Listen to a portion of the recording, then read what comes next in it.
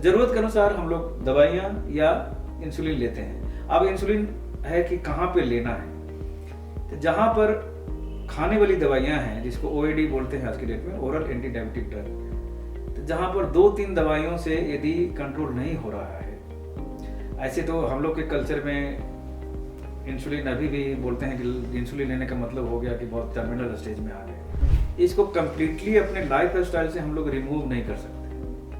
तो जहाँ पर रिमूव नहीं कर सकते और डायबिटीज है, हमको कंट्रोल भी करना है, तो वहाँ आलू का सेवन थोड़ा हम लोग लिमिटेड वे में करें और पॉसिबली जितना कम हो सके उतना करें। डायबिटीज में फ्रूट से लेके मिथ है।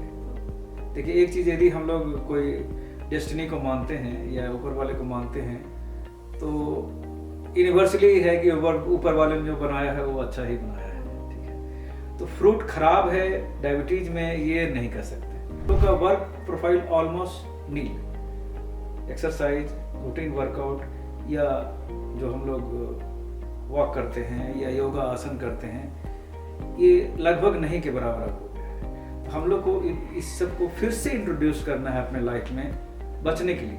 हम लोग का आज का लाइफ स्टाइल है जो हम लोग को प्रोसीड करवाता है डायबिटीज़ की ओर या अदर जो लाइफ स्टाइल डिजीज़ है।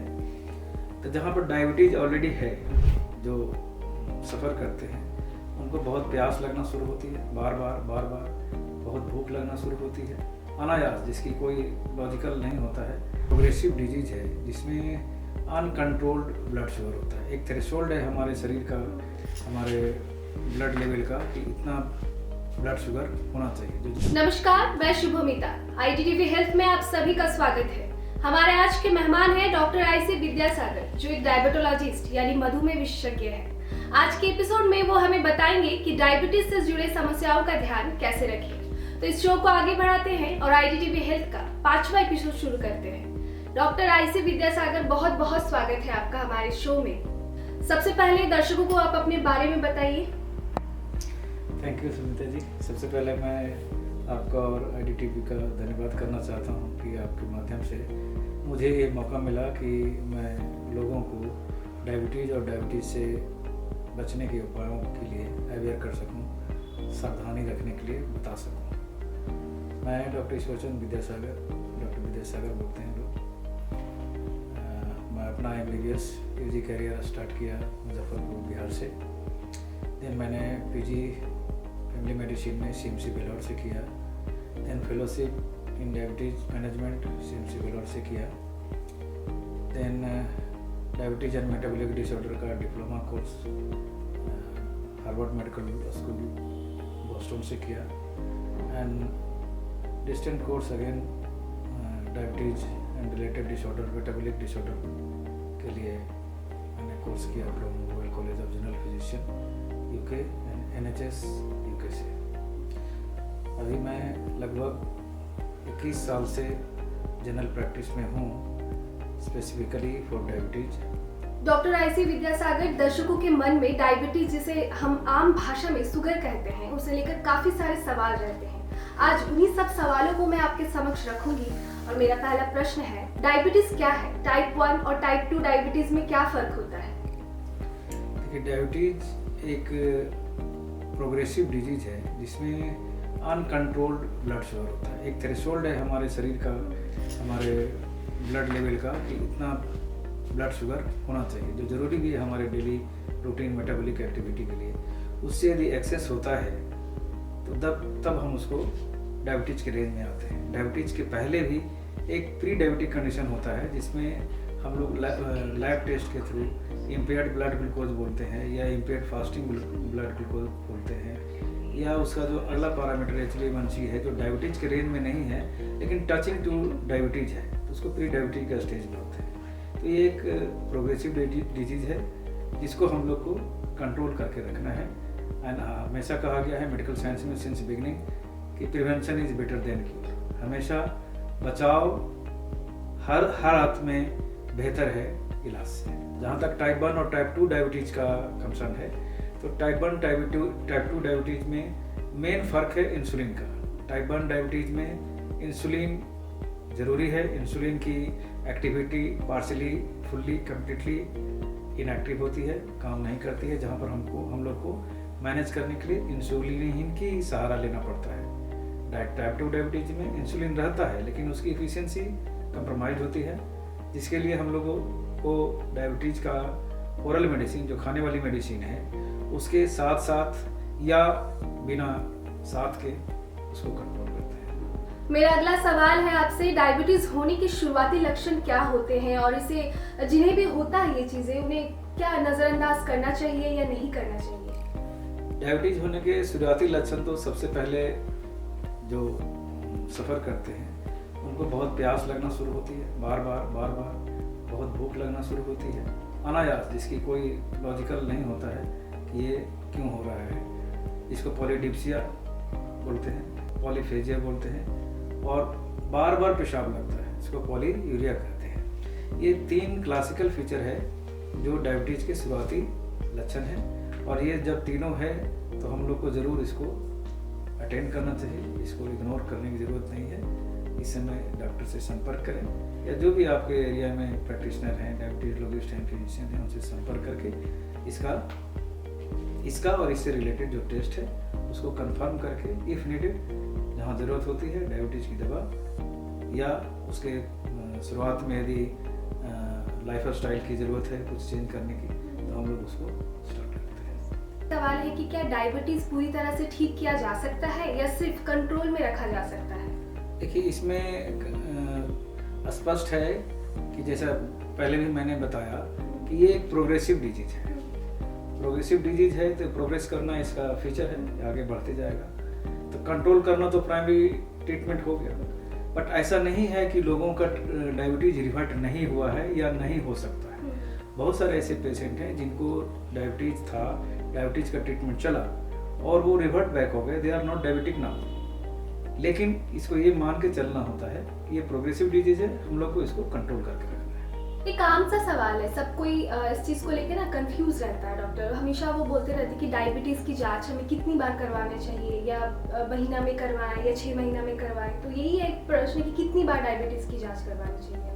हाँ, ये क्वेश्चन बहुत सही है कि जो इसमें 2 पैरामीटर आ जाता है। एक जो डायबिटीज नहीं है लेकिन इस एज में पहुंच चुके हैं जहां पर हम लोग का आज का लाइफ स्टाइल है जो हम लोग को प्रोसीड करवाता है डायबिटीज की ओर, या अदर जो लाइफ स्टाइल डिजीज है।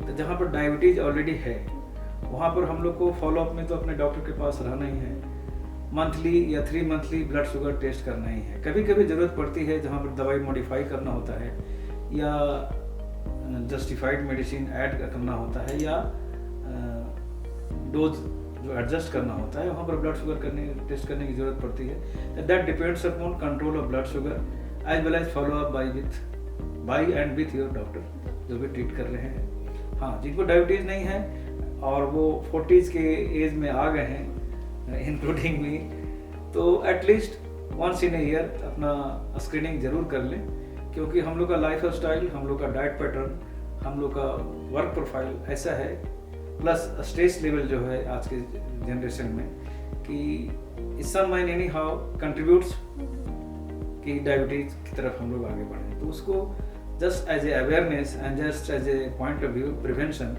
एक साल में एक बार स्क्रीन जरूर करें जिनको डायबिटीज नहीं है। जिनको डायबिटीज है, एज पर compliance of the medicine and follow up medicine by doctor as well as yourself. अब तो पेशेंट के लगभग 80% पेशेंट के घर में ग्लूकोमीटर रहता है, they are aware much enough कि वो अपना टेस्ट करते रहते हैं बीच बीच में जहाँ ज़रूरत पड़ती है।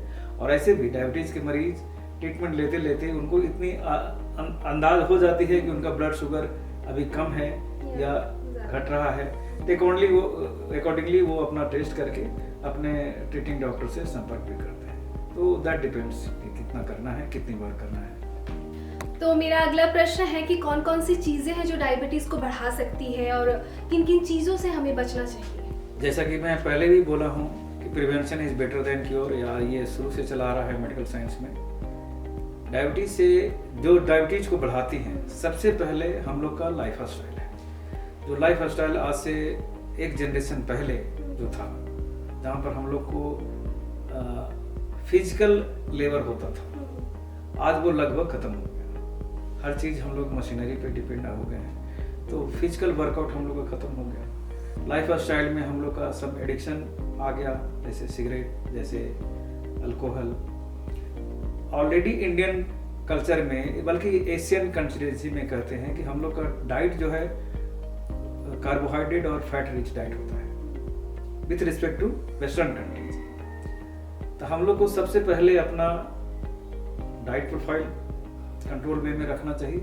एक्सेसिव फैट रिच डाइट या excessive high carbohydrate diet avoid करना है, सबसे पहला चीज। दूसरा डाइट पैटर्न हो गया। दूसरा हम लोग का work profile almost nil, exercise, routine workout या जो हम लोग वॉक करते हैं या योगा आसन करते हैं, ये लगभग नहीं के बराबर अब हो गया है। तो हम लोग को इस सब को फिर से इंट्रोड्यूस करना है अपने लाइफ में बचने के लिए, और हमारे आने वाले जनरेशन को भी ये उसमें डालना पड़ेगा ताकि वो भी इस चीज़ से बच सकें, इलाज कराने की ज़रूरत ही ना पड़े। तो लाइफ स्टाइल मॉडिफिकेशन हो गया।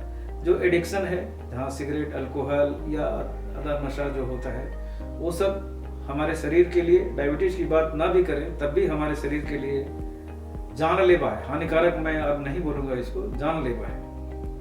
और डायबिटीज़ को तो ये सब बढ़ाते हैं। तो पहला डाइट हो गया, दूसरा हमारा वर्क हो गया, और एक्सरसाइज पैटर्न हो गया। तो ये सबको लाइफ स्टाइल में लाना है, रूटीन में लाना है। चौथा, आज के जनरेशन में जो ऑफिस वर्क का स्ट्रेस है, हम इस बात को मैं स्ट्रेस दे के कहना चाहता हूँ, सारे मेरे कलीग्स जितने भी मेरे उम्र के या हमसे छोटे, हमसे बड़े ऑफिस वर्क में काम कर रहे हैं, they all are suffering some and anyhow some sort by stress and competitive stress. तो उस स्ट्रेस लेवल को हम लोग को कम करना है। देखिए, स्ट्रेस लेवल कभी डायबिटीज कॉज नहीं करता है, स्ट्रेस लेवल डायबिटीज को प्रोग्रेसिव बनाता है और एक्सपेडाइट करता है उसको। तो हम लोग को स्ट्रेस मैनेजमेंट भी सीखना होगा आज के डेट में, क्योंकि स्ट्रेस मैनेज यदि नहीं करते तो एंटायर मेटाबॉलिक रेट हमारा जो है, मेटाबॉलिज्म जो है, ऑल गेट्स डिस्टर्ब। तो जहाँ पर सब चीज डिस्टर्ब हो रहा है वहाँ पर आगे की बीमारियां भी होगी। जैसे अभी स्लीप पैटर्न सबका डिस्टर्ब है, हम लोग का बायोलॉजिकल रिदम जो स्लीप का था और आज का जो है टोटली डिफरेंट होते जा रहा है।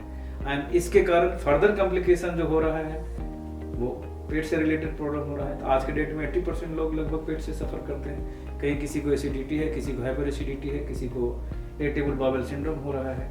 And all this cumulatively again proceeding towards diabetes, और डायबिटीज को एग्रेवेट कर रहे हैं। तो ये प्रिवेंशन पॉइंट है। ये सबको हम लोग को कटल डाउन करके रखना है, एज पॉसिबल मिनिमाइज करके रखना है। तो हम लोग को प्रिवेंशन में डाइट, फिजिकल वर्क, एडिक्शन, एक डाइट में हम लोग के कल्चर में एक और फास्ट फूड घुसा हुआ है, जंक फूड घुसा हुआ है, पैकेज फूड घुसा हुआ है। डीप फ्राइड तो हम लोग के कल्चर में पहले से था ही, कुछ भी हुआ चलो पकौड़ा बना के खाते हैं। तो ये सब चीजें हैं जो एग्रेवेट करती हैं, प्रोवोक करती हैं हमारे बॉडी को कि आप डायबिटीज की तरफ बढ़ें। तो इस चीज को हम लोग को रोकना होगा अपने आप को। इसका एक कारण हम लोग का वर्क कल्चर भी है कि हम लोग टिफिन ले जाने से झिझकते हैं। बहुत लोगों को झिझक होती है कि हम टिफिन ना ले जाएं, घर से खाना खा के गया फिर घर में आके खाना खाए। ये हम लोग की नीड भी है, कहीं कहीं पे सोशियो इकोनॉमिक हम लोग का स्टेटस ऐसा है जहाँ पर हम लोग को ये मजबूरी हो जाती है।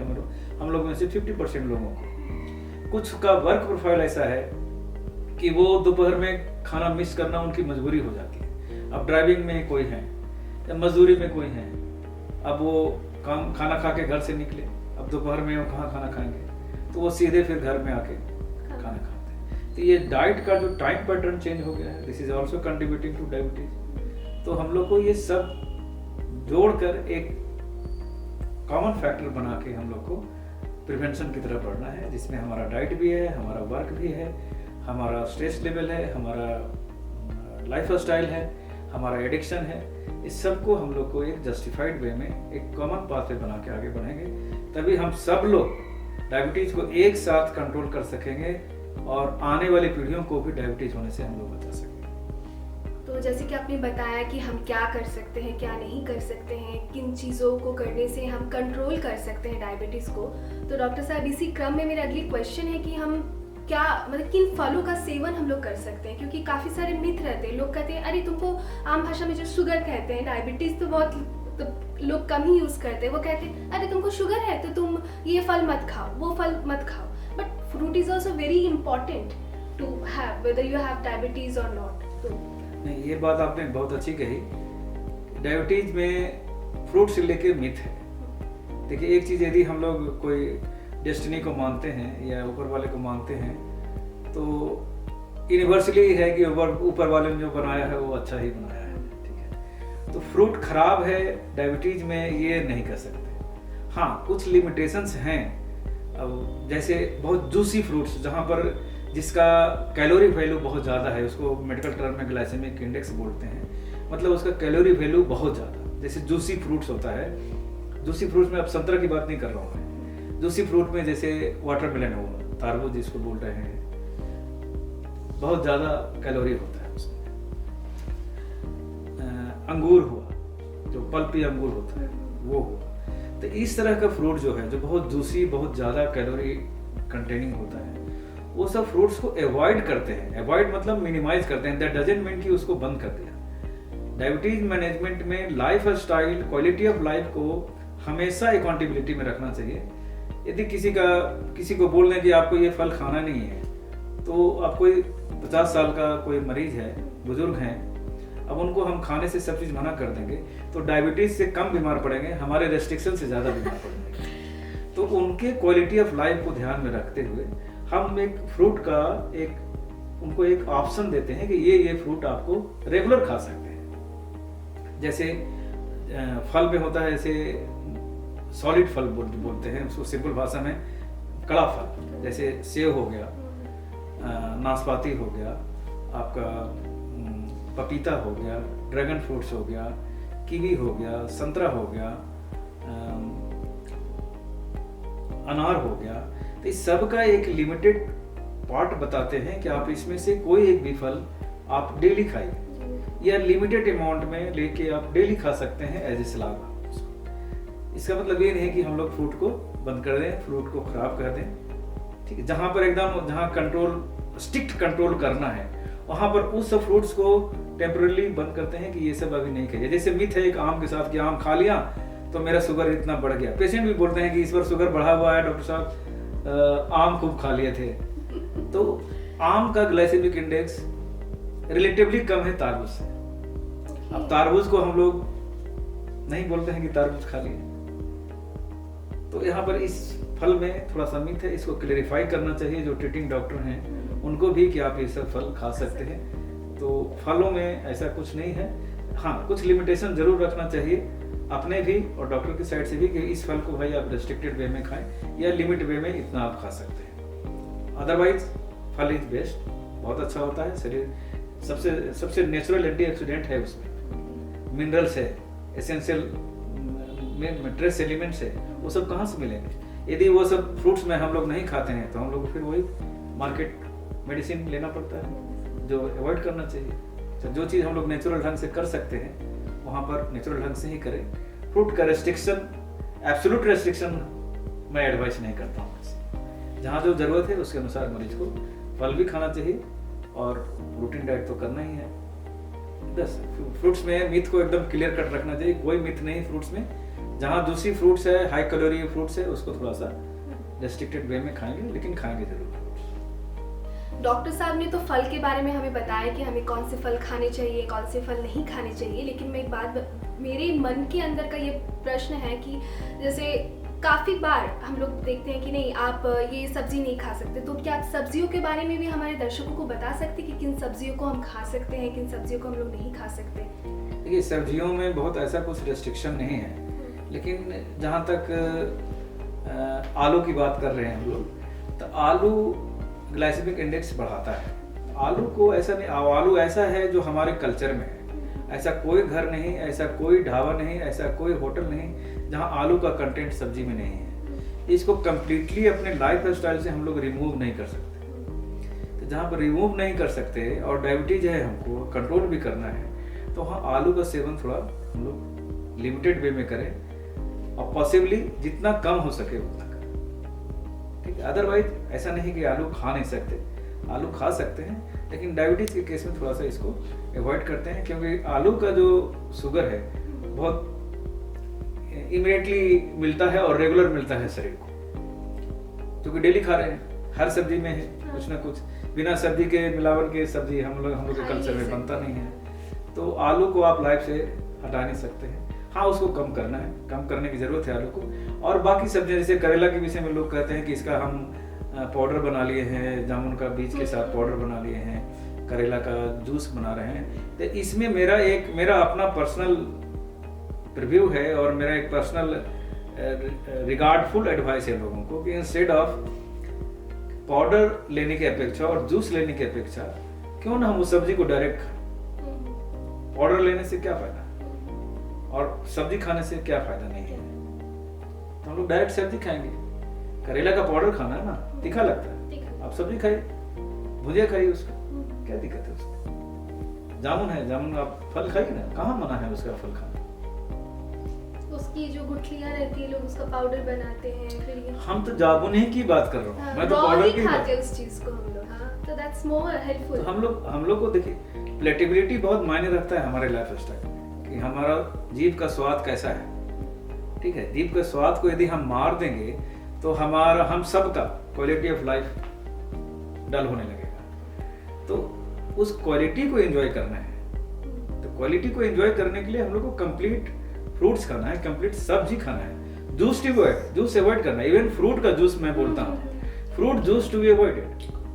फ्रूट जूस तो एकदम अवॉइड करना चाहिए हर बीमारी के लिए। मैं ये नहीं डायबिटीज के लिए नहीं कह रहा हूँ, हर बीमारी के लिए फ्रूट जूस अवॉइड कीजिए। इसमें कुछ लोग हो सकता है नाराज भी हो जाए, लेकिन मैं ये पर्सनल अपना बात रखना चाहता हूँ इसमें कि फ्रूट जूस जब बना रहे हैं तो उसमें से बहुत चीज हम लोग हटा दे रहे हैं। ओनली कैलोरी एंड मिनरल्स जो है वो मिल रहा है, बाकी बेसिक चीज जो फंडामेंटल चीज है उसका वो हम लोग फिल्टर कर देते हैं, जिसकी जरूरत है हम लोग के शरीर में, हम लोग के डाइजेस्टिव सिस्टम के लिए उसकी जरूरत है। तो कंप्लीट फ्रूट, कंप्लीट सब्जी जूस की अपेक्षा, पाउडर की अपेक्षा बेहतर है। मेरा अगला प्रश्न है डॉक्टर जी से कि इंसुलिन लेने की जरूरत कब पड़ती है और क्या ये आदत बन जाती है? देखिए, इसमें एक मुझे हंसी भी आती है इस बात पे, आदत पे, जहाँ पे आदत की बात हम कर रहे हैं। देखिए, हम लोग जब पैदा हुए, माँ के कोख से पैदा हुए, दूध की आदत नहीं थी हम लोग। अब माँ का दूध पीना हम लोग सबने शुरू किया, तो क्या इस चीज को आदत कहेंगे? आदत से बड़ी बात है कि ये हमारे इन ह्यूमन नेचर में है। हाँ, मैं उसी बात को मैं कर रहा हूँ, मैं उस बात ही को रखना चाह रहा हूँ मैं। अब जब माँ का दूध पीना हम लोग नहीं सीखे थे और माँ का दूध पीना शुरू किया, हम लोग ने ग्रो किया और आज इस एज में है, इस बॉडी बिल्ड में है, तो माँ के दूध पीने को हम लोग आदत नहीं कर सकते। वो जरूरत है, प्राकृतिक जरूरत है हमारे शरीर के लिए, हमारे ग्रोथ के लिए, हमारे सर्वांगीण विकास के लिए। अब जैसे एज के अनुसार आंख मेरा विजन कम हुआ तो मैं चश्मा लगा रहा हूँ, जरूरत है। अब इसको तो आदत नहीं कर सकते, है ना। तो इसी तरह से अब जैसे डायबिटीज को भी मान लीजिए, डायबिटीज एक डिजीज है, मान लिया डिजीज है।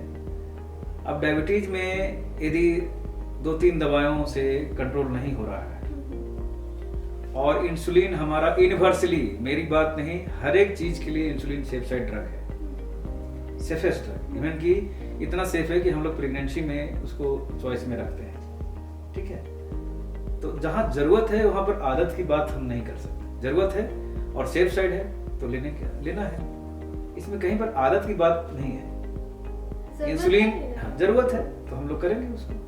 जरूरत है, भूख लगी है, जरूरत है खाने की तो हम लोग खाते हैं, या और डेली रूटीन, हम पॉकेट मनी चाहिए, जरूरत है, काम करते हैं। आगे इकोनॉमिकली, फाइनेंशियली, सोशली डेवलप करना है तो उसके अनुसार हम लोग काम करते हैं, जहाँ जरूरत है वहाँ काम करते हैं। तो जरूरत के अनुसार हम लोग दवाइयाँ या इंसुलिन लेते हैं। अब इंसुलिन है कि कहाँ पे लेना है, तो जहाँ पर खाने वाली दवाइयाँ हैं जिसको OAD बोलते हैं आज की डेट में, ओरल एंटी डायबिटिक ड्रग, तो जहाँ पर 2-3 दवाइयों से यदि कंट्रोल नहीं हो रहा है, ऐसे तो हम लोग के कल्चर में इंसुलिन अभी भी बोलते हैं कि इंसुलिन लेने का मतलब हो गया कि बहुत टर्मिनल स्टेज में आ गए, लेकिन वेस्टर्न कल्चर में आज भी इंसुलिन फर्स्ट चॉइस ड्रग होता है। फंडामेंटल मेडिसिन तो बोलते हैं मेटफॉर्मिन है जो सब जगह है पूरे वर्ल्ड वाइड, लेकिन insulin safest first line drug होता है। हमारे यहाँ मिथ के कारण कि इंसुलिन हो गया तो एकदम अंतिम स्टेज का डायबिटीज हो गया, ये मिथ है, इससे बचना है। हम लोग को इंसुलिन वहाँ चॉइस करना है जहाँ पर अब 2-3 खाने वाली दवाइयाँ मिलके भी कंट्रोल नहीं कर रही हैं।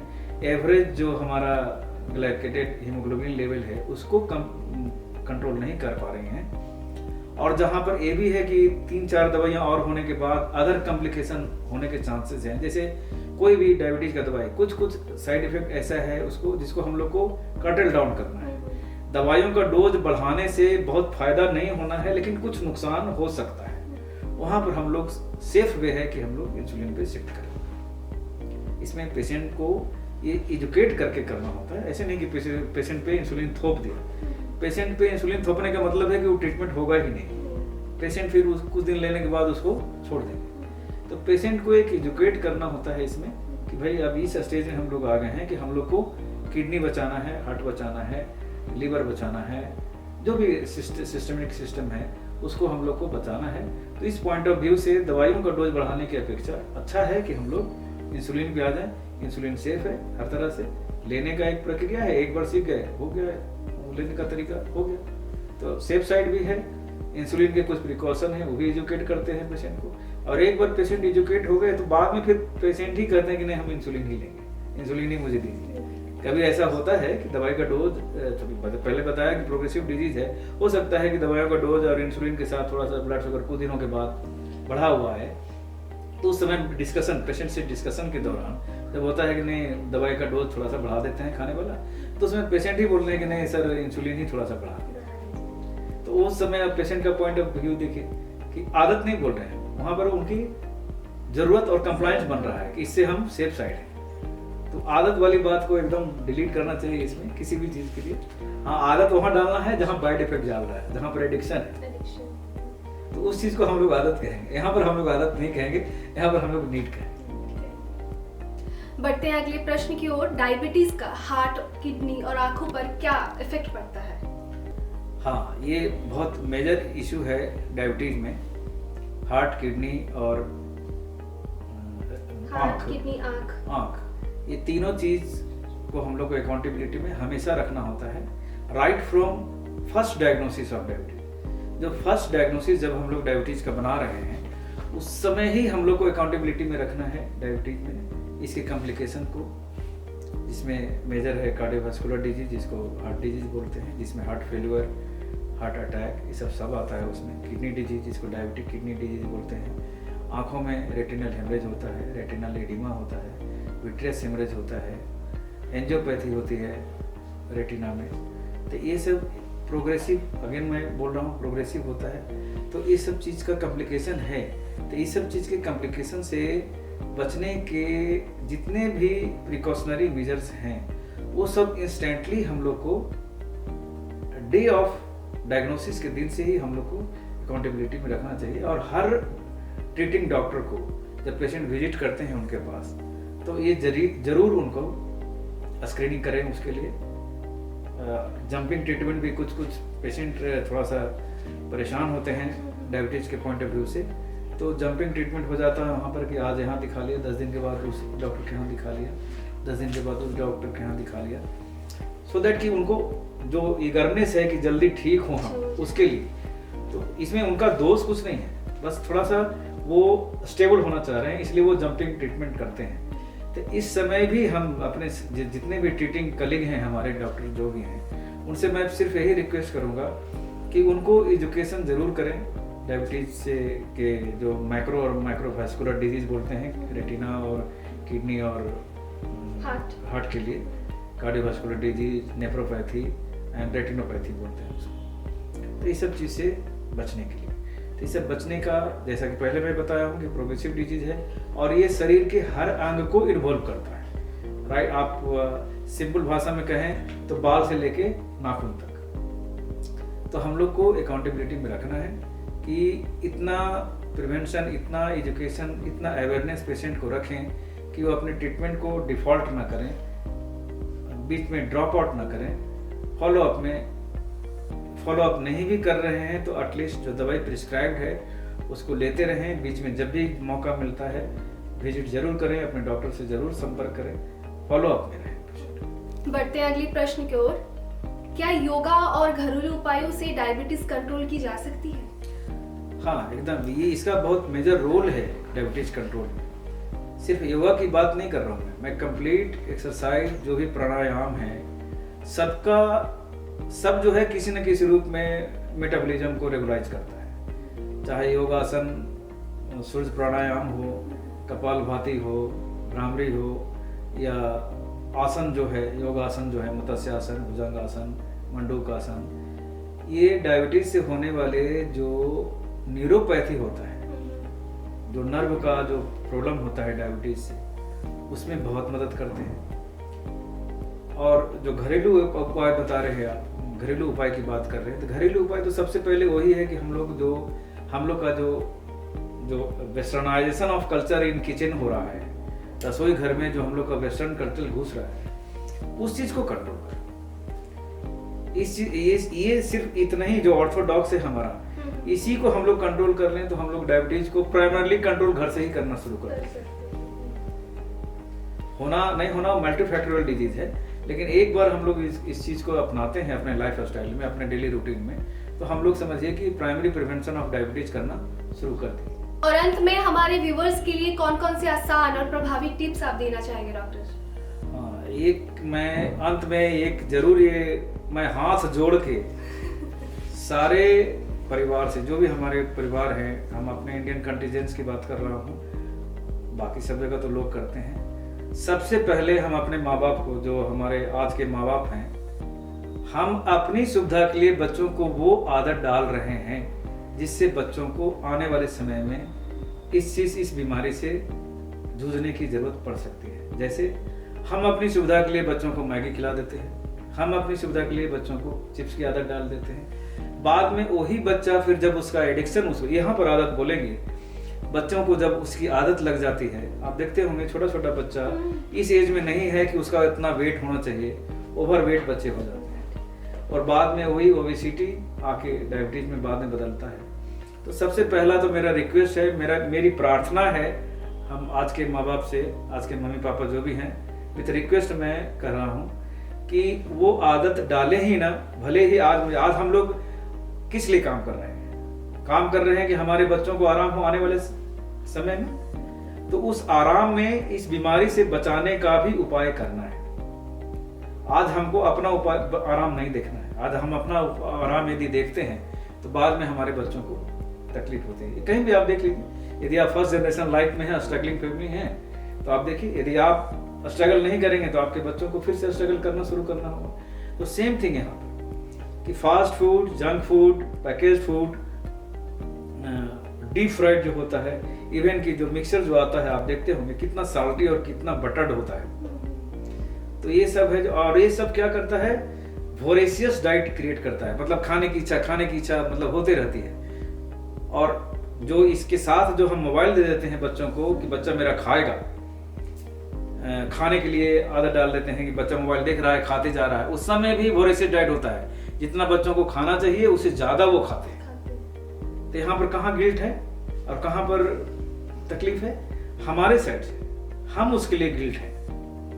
हम अपनी सुविधा को, अपनी मेहनत को थोड़ा सा कम करने के लिए हम अपने बच्चों में वो आदत डाल रहे हैं जो बाद में उनको कॉम्प्लिकेटेड लाइफ देगा। तो पहला तो मेरे माँ बाप से है। दूसरा, हमारे जितने भी तमाम साथी हैं, हमारे बड़े बुजुर्ग हैं, हमारे यंगस्टर हैं, सबको एक मैं कहना चाहूँगा कि अपने लाइफ स्टाइल में खेल कूद, प्राणायाम, एक्सरसाइज, वॉकिंग, जॉगिंग जरूर घुसाएं। अपने जीवन के, अपने भविष्य के जीवन के लिए कम से कम अपने लिए 1 घंटा जरूर निकालें, जिससे ताकि वो हर जो उनकी इच्छा हो। ऐसा नहीं कि मैं ये कह रहा हूँ कि आपको दौड़ना है तो आपको दौड़ना ही है। आपके शरीर और आपके फिजिक और आपके प्रोफेशन के अनुसार जो आपको सूट करता है वो वर्कआउट आप जरूर करें। अब जैसे मैं इसलिए आपके सूट करने की बात मैं इसलिए कह रहा हूँ कि जैसे मैं एक डॉक्टर हूँ, मैं 6 पैक कर लूँ वर्कआउट करके, इससे मेरे मरीज को कोई फायदा नहीं होगा और मुझे भी कोई फायदा नहीं होगा। ठीक है, तो मुझे क्या करना है कि वर्कआउट वो करना है जो फिट फॉर हेल्थ हो। तो हर किसी को अपने प्रोफेशन के अनुसार, अपने चॉइस के अनुसार, अपने जरूरत के अनुसार 1 घंटा अपने लिए निकाल के वर्कआउट करना है, चाहे वो प्राणायाम हो, योगा हो, एक्सरसाइज हो, जॉगिंग हो, रनिंग हो, कुछ भी हो, या मस्कुलर एक्सरसाइज हो, स्ट्रेच एक्सरसाइज हो, जरूर करना चाहिए। चाहे वो डायबिटिक हो ना हो, डायबिटिक नहीं है और कर रहे हैं तो मेंटेन करें, डायबिटीज हैं तो शुरू करें और स्टार्ट करें, मेंटेन करें उसको। इससे जिनको नहीं है उनको डायबिटीज नहीं होगा, या होगा भी तो ऐसे समय में होगा जिसमें कोई फर्क नहीं पड़ता है कि हमको कौन सी बीमारी हो रहा है। लाइफ का एक स्टाइल, एक स्टेज, एक लेवल, एक उम्र, एक ऐसा आता है जहाँ पे कुछ चीज़ हो भी गई तो पर्सनली इंडिविजुअली कोई फर्क नहीं पड़ा, अच्छा ठीक है मैंने जीवन जी लिया, ऐसा लोग कहते हैं। हालांकि ऐसा होना नहीं चाहिए। जिनको डायबिटीज है उनके लिए तो ये, यदि कहते हैं कि रामबाण है तो रामबाण है ही, इसलिए हर हालत में ये करना चाहिए, लाइफ में इंट्रोड्यूस करना चाहिए, एक पार्ट ऑफ लाइफ इसको। धन्यवाद डॉक्टर आईसी विद्यासागर। मुझे लगता है दर्शकों को डायबिटीज से जुड़े आम सवालों के जवाब मिल गए होंगे। दर्शकों कैसे लगा आपको हमारा ये एपिसोड, हमें जरूर बताएं। अब मुझे दीजिए इजाजत, अगले सोमवार को इसी वक्त आपसे फिर होगी मुलाकात। बने रहिए हमारे साथ, देखते रहिए IDTV।